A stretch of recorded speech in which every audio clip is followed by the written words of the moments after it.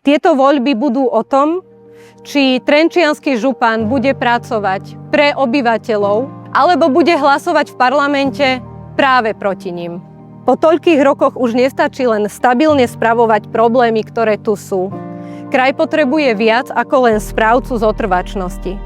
Potrebujeme vedenie, ktoré rozhýbe dopravu, školstvo, nemocnice a rovnako regióny mimo Trenčína.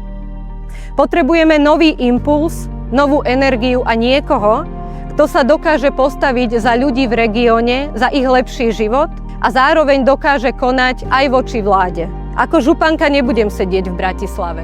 Budem v Trenčíne, v Prievidzi, v Považskej Bystrici, na Myjave i v Bánovciach. Službe Trenčianskému kraju chcem dať 100%. A nechcem to robiť sama. Podávam ruku na spoluprácu každému starostovi, každému primátorovi v našom kraji.